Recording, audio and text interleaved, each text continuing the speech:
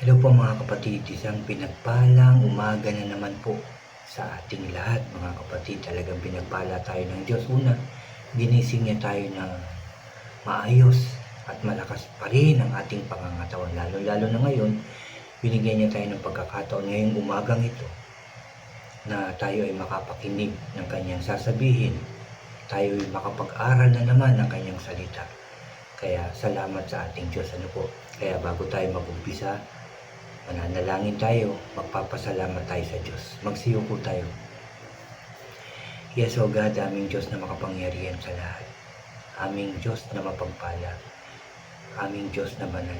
Muli kami nagpapasalamat sa iyong kabutihan, sa iyong pagmamahal sa amin, Lord. Una, ginising mo na naman kami ng maayos at malakas ang aming mga katawan, Lord. Salamat sa isang pagkakataong ito at lalong-lalo na sa pagkakataon kami po ay makapakinig, makapag-aral ng iyong mga makapangyarihang salita, O Diyos. Muli mo kami samahan, turuan, gabayan, buksan ang aming puso at isipan upang talagang maintindihan namin, Lord, ang aming pag-aaralan ngayon na galing po sa iyong salita, Lord. Turuan mo rin po ako, samahan, Lord, at gabayan para sa aking pag-share ng iyong salita.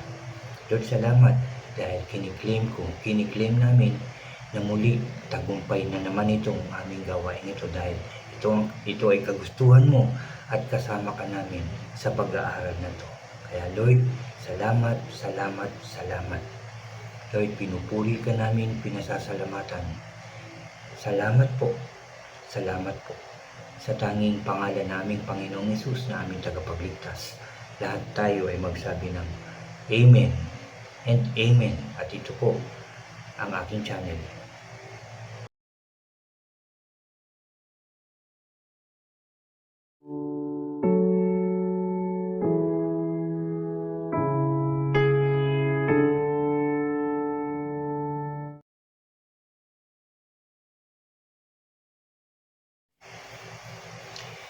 Hello po ulit mga kapatid, ulitin ko ulit, isang pinagpalang umaga po sa inyong lahat.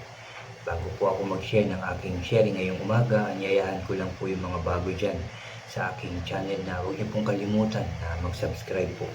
Paki-like and share niyo po yung aking mga videos, paki-click din ang notification bell para lagi din po kayong updated sa mga bago at iba ko pang i-upload. Salamat po mga kapatid, salamat mga kapatid. Nandito pa rin ako sa Psalms o Salmo, pero chapter 63 na po yung aking isi-share sa inyo ngayong umagang ito. At ito po ay dalawang verse ang aking isi-share sa inyo. So makinig po tayo. Sabi po dito, Psalms chapter 63 verse 3 hanggang 4. At ito po ang sabi: ang iyong pag-ibig ay mahalaga. Mahalaga pa sa, ulitin ko, ang inyong pag-ibig ay mahalaga pa kaysa sa buhay, kaya pupurihin ko kayo. At verse 4, pasasalamatan ko kayo habang ako'y nabubuhay, itataas ko ang aking mga kamay sa paglapit sa inyo. Amen. Salamat sa salita ng ating Diyos.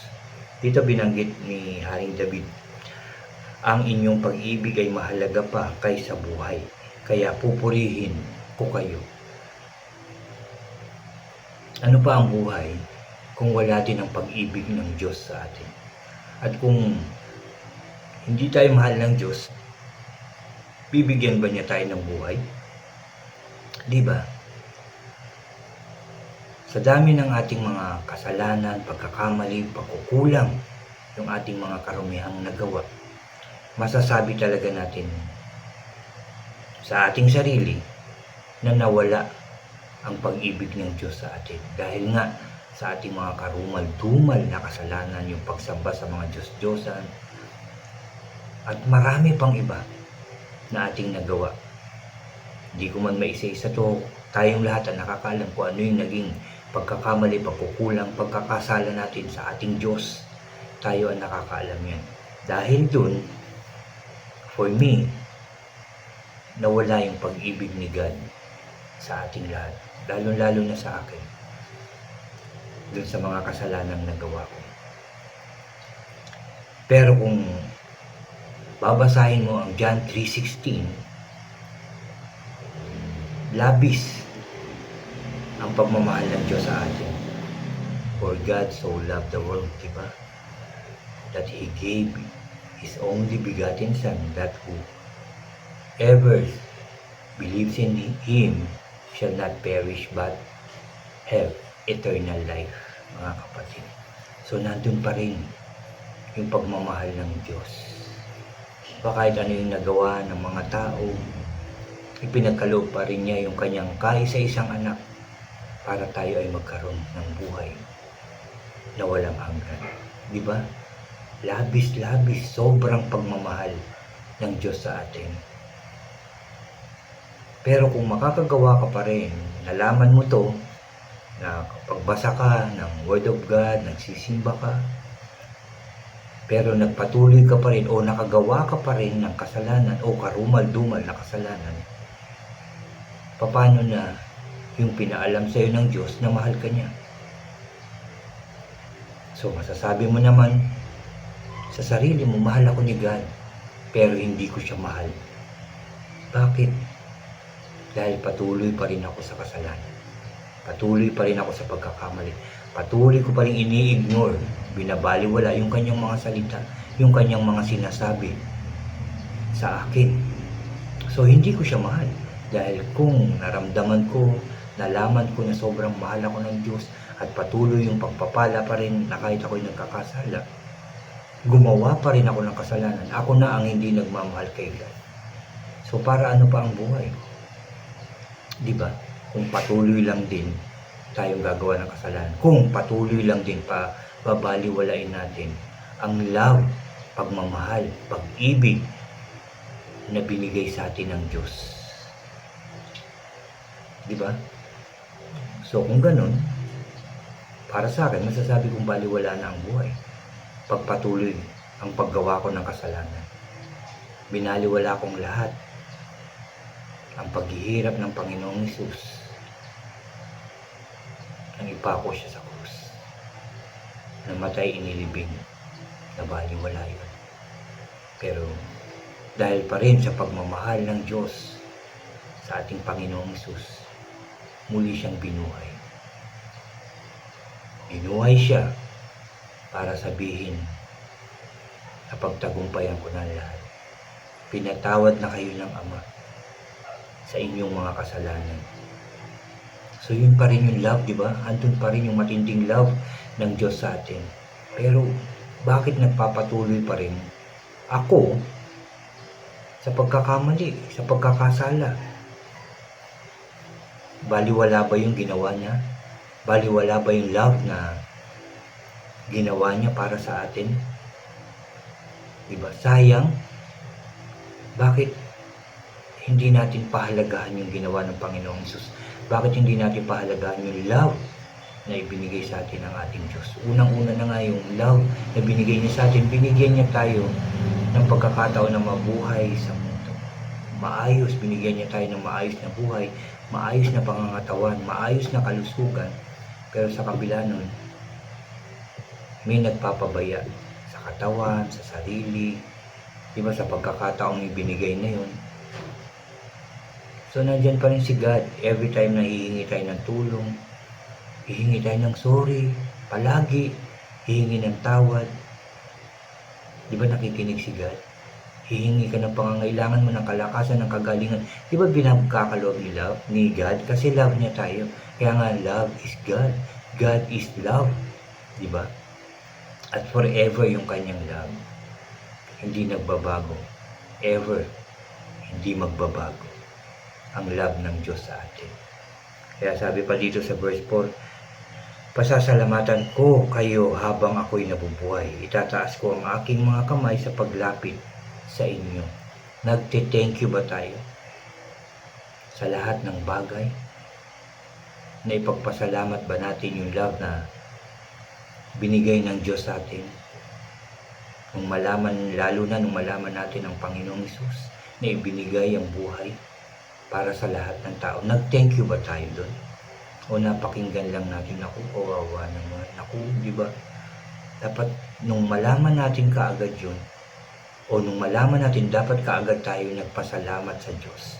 Nag-thank you sa ating Panginoong Hesus sa ginawa niya para sa ating lahat. Dahil yung kaligtasan na yun ay binibigay niya para sa lahat ng tao. Binigay niya yun para sa akin, sa inyo, at sa ating lahat. Ganun niya tayo kamahal. Isipin natin yun. Balikan natin to. Ang inyong pag-ibig ay mahalaga pa kaysa buhay. Kaya pupurihin ko kayo. Dapat araw-araw, oras-oras natin pinupuri si God dahil ito pa tayo. Malakas, di ba? Nakakapakinig ng kanyang salita. Nakakapagsamba pa sa kanya.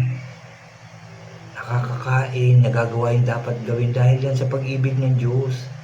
Kasi kung hindi niya tayo mahal, sa dami ng kasalanan natin, baka natapos na yung buhay natin, baka binawi niya na. Pero dahil sa love niya tayo, binibigyan niya tayo ng pagkakataon magsisi, lumapit sa kanya, humingi ng tawad, gumawa ng mabuti, pagmahal, magpatawad, magpakumbaba, sumunod sa ating Diyos, sa kanyang mga utos at tuntunin. Yun yung pagkakataong binibigay niya sa lahat ng tao. Kaya nga, di ba, may pagpapala pa rin. Kaya nga may kagalingan sa sakit ng karamdaman, di ba? Kaya nga may kaayusan ng buhay. Dahil yun sa love ng Diyos. Dahil binibigyan pa niya tayo ng pagkakataon. Di ba? Huwag na tayong mag-isip ng kung ano-ano na hindi maganda. Kalimutan na natin yung mga masamang pag-iisip, pagsasalita ng pag-iisip. O kung meron mang galit dyan sa puso natin, alisin na natin yan. Yung paghihiganti, dapat wala na tayo niyan. Dahil dito ngayon, sinasabi ng Diyos, love ko kayo. Pwede bang mahalin nyo rin ako? Diba? Ng buong puso at kaluluwa at pag-iisip. Yan ang tinuturo. At magmahal kayo ng kapwa nyo na kagaya ng pagmamahal nyo sa inyong sarili. Love pa rin. Diba? Kaya may pag-asa kasi love tayo ng Diyos. Kaya gusto ni God na malaman natin yung plano niya. Jeremiah 29:11, di ba? Gusto niya malaman natin yun. Kasi love niya tayo. Kaya may naghahayag ng salita ng Diyos. Kasi love tayo niyang Diyos. Gusto niyang malaman. Gusto niyang malaman natin yung mga gusto niyang sabihin sa atin. Yung mga dapat nating gawin. Yung mga dapat nating ayusin sa ating buhay. Yung mga dapat nating panghawakan. Kasi love tayo ni God. Kaya patuloy ang paghahayag ng salita ng Diyos. Mahal tayo ng Diyos. Inaantay tayo ng Diyos na lumapit sa Kanya, magbalik loob, magsisi sa mga kasalanan at huwag na itong balikan. Diba? Hindi kasi pwedeng nakagawa ka ng kasalanan, gagawa ka pa ulit ng kasalanan. Gagawa ka na naman ng kasalanan. Nababaon tayo sa kasalanan. Pero ang lahat ng yan ay may pagkakataon pa. Ngayong oras na to, pwede tayo magpasalamat sa love ng Diyos sa atin at pagsisihan ng mga kasalanang nagawa natin at hindi na to balikan kahit kailan at magpatuloy ng sumunod sa Diyos, gumawa ng mabuti at magmahalan sa pangalan ng ating Panginoong Hesus. Yan ang kanyang tinuturo sa atin ngayong umagang ito. Yung love. Dahil kung wala ang love ng Diyos sa ating mga puso, baliwala din ang ating buhay. Baliwala ang ating buhay. Sayang lang. Kaya ngayong umagang ito, sinasabi sa iyo, sinasabi sa akin, sinasabi sa atin lahat ng Diyos na mahal niya tayo. Huwag natin pabayaan ang pagkakataon na binigay sa atin ng Diyos na mabuhay na kasama siya. Amen po. Kasi nga love tayo ng Diyos. Ayaw niya tayong mapahiwalay sa Kanya. Ayaw niya tayong pumangit ang buhay. Ayaw niya tayong malungkot, masaktan, umiyak. Gusto niya maayos ang buhay natin. Kaya kung lalapit tayo sa Kanya ng buong puso't kaluluwa, magtitiwala sa Kanya, hindi niya tayo pababayaan. Pangako din niya yan. Hindi niya tayo pababayaan. Hindi niya tayo iiwanan. Ganyan tayo kamahal ng Diyos. Araw-araw, oras-oras, minuminuto niya tayong inaantay na magbalik sa Kanya. Oras-oras, minuminuto niya tayong inaantay na magpasalamat sa Kanya, magpuri sa Kanya, at humingi sa Kanya ng lahat ng ating pangangailangan. Sabi nga niya, kaya wala kayo kasi hindi naman kayo humihingi. Kaya ano pang inaantay niyo? Humingi na kayo kay Lord. Magbalik loob na kayo kay Lord. Magsisi sa lahat ng kasalanan. Ito na ang tamang pagkakataon. Inaantay ka. Inaantay tayo ng Diyos na tayo magbalik na sa Kanya. Muli tayong mananalangin. Ipagpapasalamat natin ang oras na to na tayo kinausap ng Diyos. Na tayo tinuruan na naman ng napakahalagang napakahalaga to sa ating mga buhay, ito mga pakikinig, pagtuturong ito ng salita ng Diyos sa atin, para sa atin to, para sa ating lahat to mga kapatid. Kaya ito'y pahalagahan natin. Mahalin natin ang ating Diyos ng buong puso't kaluluwa at pag-iisip. Magsiyo po tayo, lalapit tayo sa ating Diyos. Hallelujah.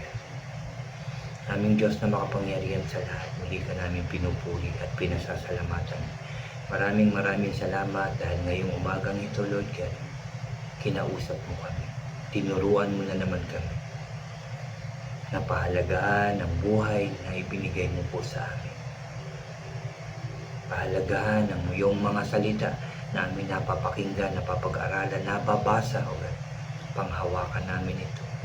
Dahil ang iyong salita ang magbibigay pag-asa, magbibigay karunungan, magbibigay buhay sa amin, at magbibigay ng buhay na walang hanggan, nakasama ka dyan sa iyong kaharian. Lord, salamat po. Dahil pinaalala mo sa amin na napakahalaga ng iyong pag-ibig kaysa sa buhay namin.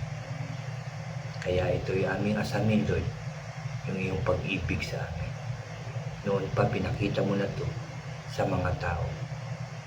Kaya dapat namin pahalagahan ito at pahalagahan ng mga taong susunod at sa susunod na generation. Okay? I pray malaman nila to. I pray maraming maghayag ng iyong salita, Lord. In Jesus' name. In Jesus' name. Salamat po muli sa katagumpayan ng aming gawain ito, O God. Salamat sa pagsama mo sa amin, Lord God. Salamat, Lord, sa iyong salita. Marami kaming natutunan, Lord. Nagkaroon kami ng pag-asa na naman sa aming buhay. I pray na patuloy mo pong ayusin ang puso't isipan namin at buhay namin, kasama ng aming mga mahal sa buhay, pamilya, at mga kapatid sa pananampalataya. Thank you for everything, Father God. Thank you, Jesus. Thank you, Holy Spirit. Lord, I pray sa pangalan ng Panginoong Hesus na ang iyong salita ay patuloy na magbunga sa aming mga puso at ihayag namin ito sa aming mga mahal sa buhay sa ibang tao. I pray malaman nila na napakabuti mo, na sobrang iyong pagmamahal at hindi nagbabago sa lahat ng tao. Lord, I pray din na lahat ng nakinig ng iyong salita, nakapanood ng video ito, Lord God, huwag mo silang kakalimutan. Patuloy mo silang gabayan, proteksyonan, ingatan, at pagpalain mo po sila sa pangalan ng Panginoong Hesus. Ayusin ang kanilang mga buhay, Lord. Ayusin ang kanilang pamilya, O God.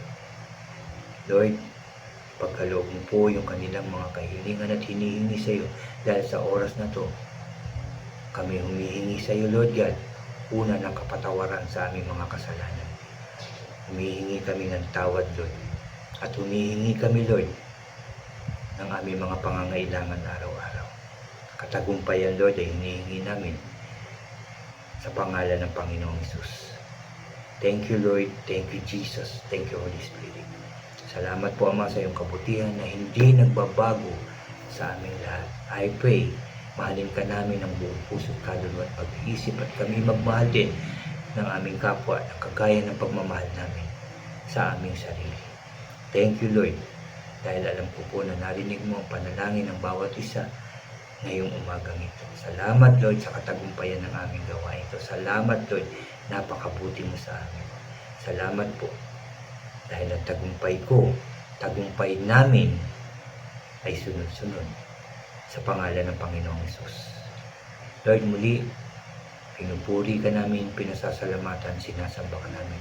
Sa iyo lang, O Diyos, ang pinakamataas na papuri at pagsamba sa tanging pangalan ng aming Panginoong Hesus na aming tagapagligtas. Lahat tayo ay magsabi ng Amen, Amen, and Amen po. Amen. Salamat sa Diyos.